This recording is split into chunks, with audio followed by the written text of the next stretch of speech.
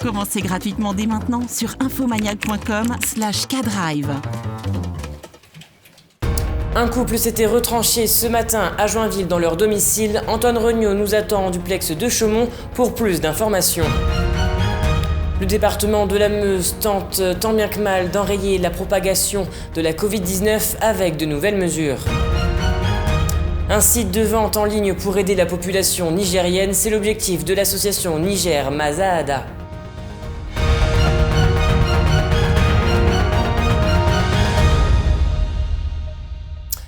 Bonsoir à tous, vendredi 8 janvier 2021, bienvenue dans cette édition du Journal Week-end et on commence donc avec cette intervention délicate qui s'est tenue ce matin à Joinville. Le GIGN est intervenu dans le cadre d'une affaire familiale.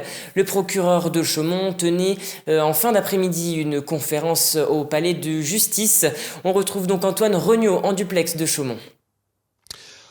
En effet, Julien, après une décision de justice rendue hier à Chaumont, 3 enfants d'une famille originaire de Joinville devaient être remis aux services sociaux hier, mais cela ne s'est pas passé comme prévu. Les parents ont refusé de redonner de confier un des enfants âgé de 6 ans. Les gendarmes sont donc intervenus hier au domicile des parents avec l'aide sociale à l'enfance. Sur place, le père s'est montré très menaçant. Le père aurait menacé d'incendier le domicile et d'ôter la vie à son fils. Les gendarmes se sont donc montrés prudents et donc ont demandé le renfort du groupement d'intervention de la gendarmerie nationale, le GIGN, arrivé sur place aux alentours de minuit. Ils ont pénétré dans l'habitation aux alentours de 4 heures ce matin. Cette famille, originaire du Kosovo, est présente sur Joinville uniquement depuis 1 an, sous statut de réfugié politique et n'est pas connue des services de gendarmerie. Des signalements sont quand même recensés depuis la mi-décembre. Écoutez le procureur de la République de Chaumont et également le lieutenant-colonel Louis du groupement de gendarmerie de Haute-Marne. Les parents ont été placés en garde à vue tous les deux pour les faits de menaces de mort. La garde à vue du père a été levée, une expertise psychiatrique ayant été décidée et a conclu à l'abolition du discernement. Donc le père a été hospitalisé en psychiatrie, en hospitalisation d'office.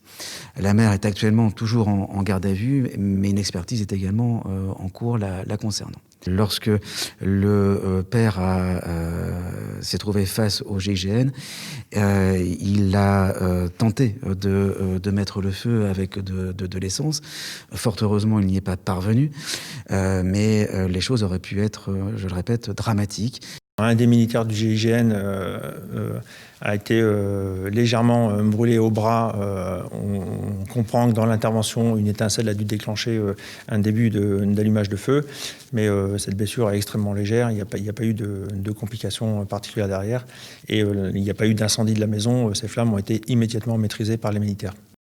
Merci Antoine en duplex de Chaumont et merci également à Rémi Morbin pour les images. Abordons à présent le thème de la crise sanitaire. Un Français sur 1000 est mort de la Covid-19 depuis le début de l'épidémie et le virus semble toujours circuler activement.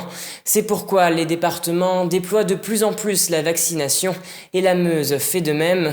L'objectif pour Pascal Trimbach, préfet de la Meuse, est de poursuivre et intensifier la lutte contre la Covid-19 afin de diminuer dans les semaines à venir le taux d'incidence qui est supérieur à 250. La vaccination serait donc la locomotive pour atteindre l'objectif. Et on écoute tout de suite Pascal Trimbach, préfet de la Meuse, au micro de Manon de Fontis. Les 10 départements du Grand Est ont reçu un nombre de doses qui correspond à 48 750 et qui ont été répartis équitablement entre les 10 départements. Donc le département de la Meuse a reçu 4 875 vaccins qui se trouvent au centre hospitalier de Verdun et qui seront diffusés dans le cadre de la campagne de vaccination. C'est ce que l'on appelle le flux B. Parallèlement, un certain nombre d'officines du département reçoivent des doses pour permettre la vaccination dans les EHPAD. C'est dans ce cadre que 3 pharmacies ont d'ores et déjà reçu des doses de vaccins pour vacciner les résidents dans les 3 premiers EHPAD qui sont concernés depuis hier et jusqu'à demain. Et donc l'objectif est d'atteindre 1 million de personnes dans les prochaines semaines pour amorcer un un répit au niveau des services hospitaliers qui sont très sollicités en termes de réanimation. Actuellement, sur l'ensemble du territoire national, ce sont 38% des lits réanimation qui sont occupés par des patients Covid. Et on poursuit ce journal avec l'image du jour. En effet, sur cette photo, on peut apercevoir le terme « pas essentiel » affiché sur les baies vitrées du nouveau cinéma parisien. Il devait ouvrir ses portes mi-décembre, mais crise sanitaire oblige. L'ouverture a donc été repoussée. Ce terme « pas essentiel » a été utilisé à de nombreuses reprises par le gouvernement, justifiant la fermeture de tous les établissements culturels durant la crise sanitaire. Mais hier, le Premier ministre Jean Castex a une nouvelle fois jeté de l'huile sur le feu en précisant que tous les établissements fermés aujourd'hui en France le resteront jusqu'à la fin du mois, une phrase qui est loin de rassurer tous les acteurs du monde de la culture. Tout autre chose, à présent, l'association Niger Mazada, installée à Bar-le-Duc, vient en aide à la population nigérienne depuis 2002, mais l'année 2020 a particulièrement été difficile pour cette association et pour beaucoup d'autres. C'est pourquoi, afin de récolter plus de fonds qui se sont fait moindre cette année, l'association a décidé de créer un site de vente en ligne pour promouvoir l'artisanat local. Un reportage de Juliette Da Silva. Depuis 2002, Daniel Masson a à cœur d'aider la population nigérienne. Il a créé Niger Mazada, une ONG à vocation humanitaire. La priorité, c'est surtout de rendre l'eau accessible dans les villages, car aujourd'hui, c'est loin d'être le cas. Des puits, des forages et des châteaux d'eau ont notamment été construits par l'association. La plupart du temps, il n'y a pas d'eau. Et le cliché que vous pouvez avoir sur les femmes qui vont circuler 3-4 km pour aller chercher de l'eau, c'est vrai. Grâce au support de ses 300 adhérents et de ses 106 bénévoles, l'ONG a déjà mené de nombreuses actions dans ce pays qui se place dans le top 10 des plus pauvres au monde. Plusieurs écoles équipées ont déjà été construites. C'est aussi le cas de 3 centres de soins intégrés. Soucieux de la biodiversité, Daniel a également entrepris de préserver les girafes de la réserve naturelle du Couré et inciter les habitants à planter des arbres. Mais pour pouvoir agir, il faut des fonds. En plus de promouvoir l'artisanat touareg marqué par le travail de la pierre, du bois, du cuir et de l'argent, Daniel a pu lier un ensemble de partenariats à cet effet. Au total, ce sont près de 3 millions d'euros qui ont déjà été investis. La région Grand Est, la communauté d'agglomération de Bar-le-Duc, le conseil départemental de la Meuse, la mairie de Bar-le-Duc, de Tronville-en-Barrois. Nous avons les agences de l'eau.